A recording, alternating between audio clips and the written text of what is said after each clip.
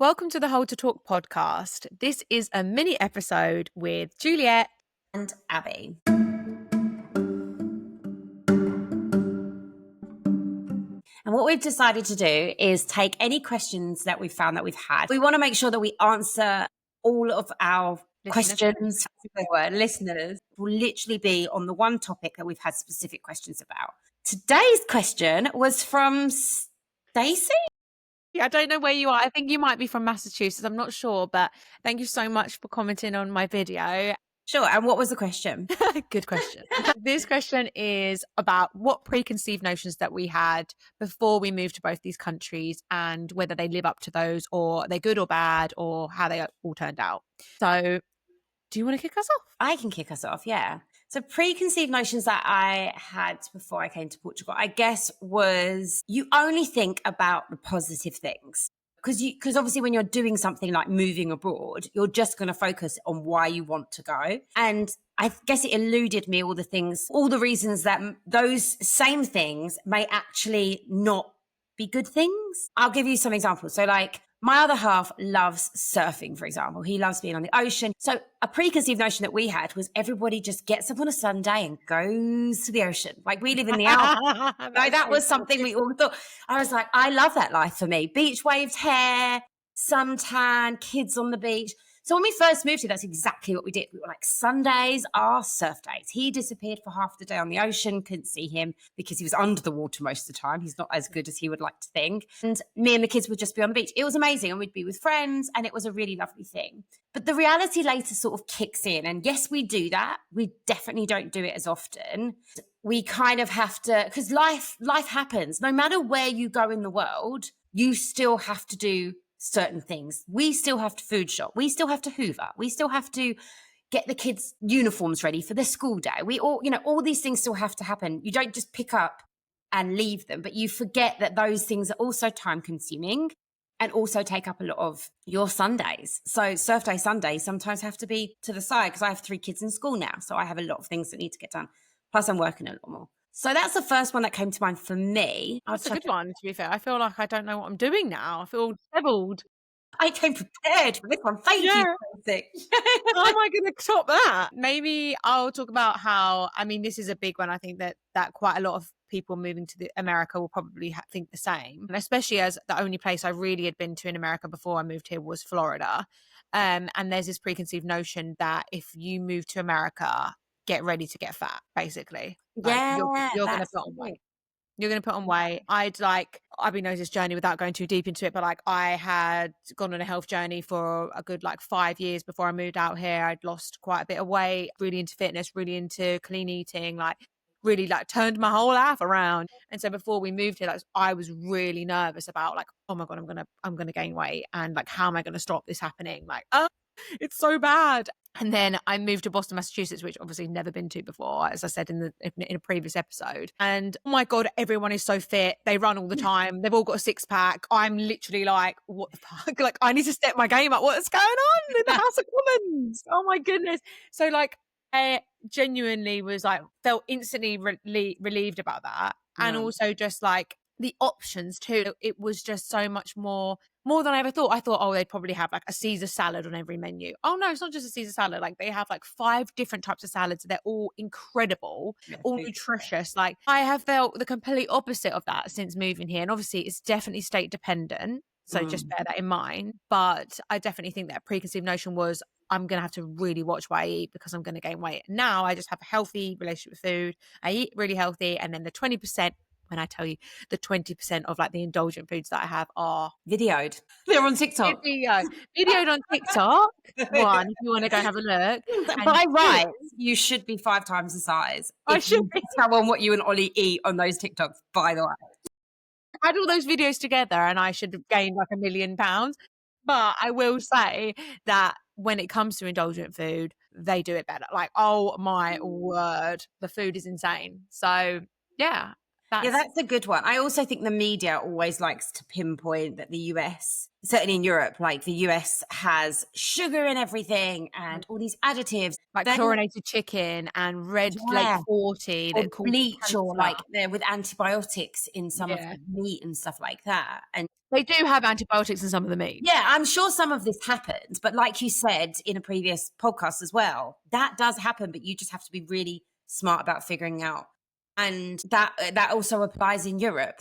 That's the reality. You still also have to be smart. Another preconceived notion, I thought I would learn the language really quickly because I was told that if you're in a country immersed in a language like I am Portuguese, that I will learn it. I did a course, I did 9 hours a week for 3.5 months, where I would walk into the classroom and the teacher would only speak to everybody in there in Portuguese. And I could understand a lot. I was because you're just hearing it all the time. And then we were tested on it and we had to do stand up and do presentations. I looked at the book I did during that learning and I can't remember half of it because we sort of come here and we've made friends with other expats and the common language is English. So we've got Yeah. Dutch friends, American friends from all over the world. And we all speak English together. So you just lose it, like completely fall off. And I think we live in a day and age where on TV, I can have Netflix. Back in the day, you would just have TV on and it would be Portuguese TV because you couldn't live stream an English channel. I certainly haven't learned. I haven't kept up with my Portuguese as much as I would love to have had. Yeah. But my kids are pretty good at it. So Well, your kids are bilingual. they Right are, now. yes, apparently. Like these are all personal experiences. So like this definitely does exist here, but this is my experience. I thought before I came, everyone would be a workaholic because there's like the stigma that Americans are workaholics. They're always on the grind. They're always like, every interaction you have with them is for them to see if they can use you to level up. And like, just like, I don't know, there's like this whole, I think it's from actually TV shows, to be honest, rather than anything else. But actually, yeah, they work really, really hard. They do. And part of this as well, like part of the preconceived notion is also, they don't get a lot of vacation time. They don't get a lot of time away from the desk, they log off like really late at night. And so I came here thinking, oh my, like, God, like couldn't be me. Like I like to have my vacation. Since being here, yes, they do work really hard. Yes, sometimes they work late. Yes, all these things. But in my lived experience, I would say that the in between moments of when they do have their own time, they're living it to the fullest more than I did in the UK.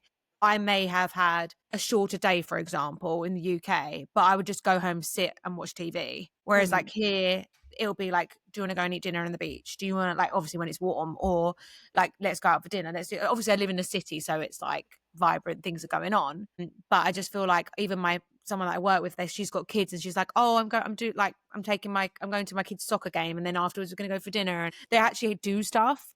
As well, another thing, part of this is when I used to work in London, it used to be like you'd wait for 5 on the dot and then you'd be able to leave. Like it would be so like you'd be shunned if you left a minute before 5. Whereas here, like I've left at like 3 p.m. Like sometimes we leave at like 3 p.m. and work the rest of the day from home. That's normal. You're treated like an adult. If you come in at 10 a.m. leave.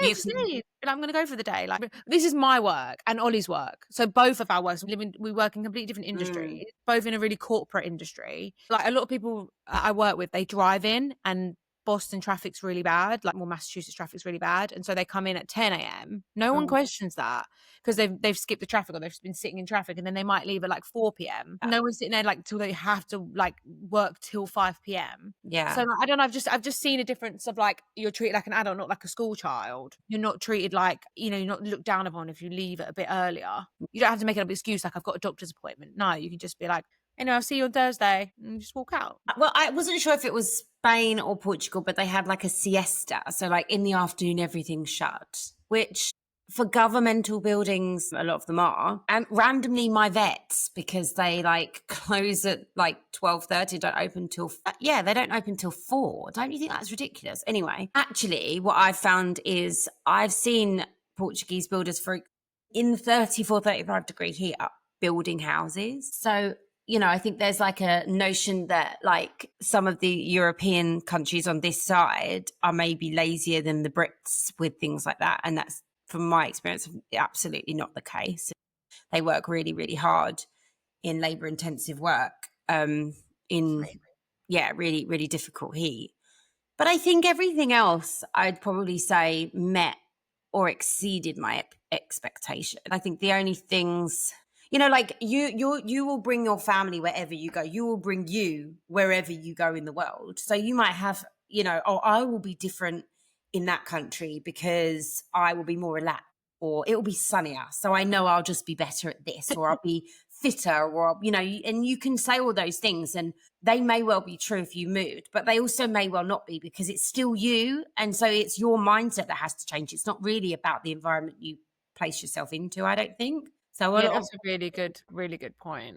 Because, like, even just yeah, your mindset has to change. I could like, if mm, I didn't come here and decide I'm gonna really put myself out there and try and find friends, I'm gonna really put myself out there and do well at work, I'm gonna be really confident in myself, I'm secure in who I am, I know who I am. I think I would have had a completely different experience. yeah, And it was all by mindset. Like, Boston and living in America wasn't gonna make me confident. It wasn't gonna make me successful. Like, that is it gives you opportunities, don't get me wrong, but, like, it doesn't yeah. make you change. You have to change you. I think moving abroad, though, you can start again, which I You think can is quite start a again. nice thing. And I think in terms of preconceived notions, it's like that is a nice thing to think, that you could be whoever you want to be when you go to the next country.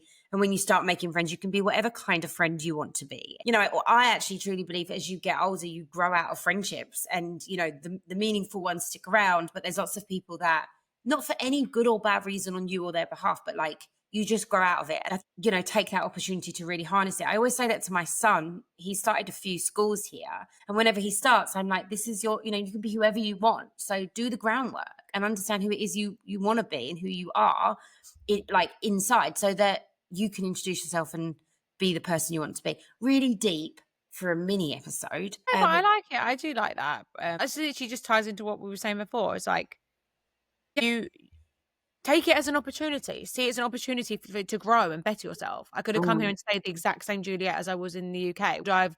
Would I be having as good of a time? No, I would not be. That is a fact. I would not be. yeah. So, just letting I go of also some of these think things. I think even your relationships with who you move with, so yours with Ollie and mine with my husband, but also my kids. I had a preconceived notion that my oldest son, for example, would be gain so much from moving and learning a new language, and would just be this worldly character. And in a lot of ways he is, and he met all my expectations with that. I don't want to say that he didn't meet them. I just think maybe my expectations were unrealistic, because I didn't really take into account, I guess, how hard he would take moving away from his cousins, how hard he would take moving away from his friends that he'd made at school for 2 years before we left. And he Yeah. didn't let me down. But I think in my head, I was like, they're just going to go out there and thrive, and they're going to grow, and they did all those things, but they did it in their own way. And I think as parents, in whatever environment you bring your kids up in, I guess you have in your mind and your like foresight, like, this is how they're going to be. This is how they're going to take to that. This is how they're going We know that he struggled more than the other two, the twins. He to. struggled to get to grips with the language and the people and the culture of the kids. Like, they were a bit different, like the way they Yeah. play, and Yeah. he'd run in and it'd be like, I don't know. I'm a grown human. Yeah, like, look at me now, mum. I'm like, you never knew me before this. Like, obviously, yeah, but I do think that even though when he comes away from this experience, or as he goes through his life, it will be part of what makes him. That Mm, is all part of what makes. Nothing's always perfect and smooth sailing for every single person. no, no. It's a character building. I know it sounds harsh, but there is character building, like going to school and maybe not having a good experience, maybe getting, like, he had a little bit of bullying going on. So we've been bullied. We've turned out, I think, good Like, people. wonderful. Like, hello. Can anyone say any different? Bullying made me who I am. Bully me again. Mm. But on a side note, we're not taking a mick out of that. We are just really No, sarcastic, and we have dark humour. So you'll have to. sorry. So I do apologise for that. I had a really horrible time. If you want me to talk about that later, I will. It was awful, and honestly, I could cry over it, but I'm Yes. not gonna No. laugh through the pain. It was awful, traumatic, being to therapy. But it stays with you for the rest of your life, no joke. 100%, Being bullied 100%. stays with you. The next school I went to, I was like, no one's picking on me. I was aggressive with everyone. Say something mean because I'm going to get you, because Yeah. you're not going to pick on me. I can assure you of that.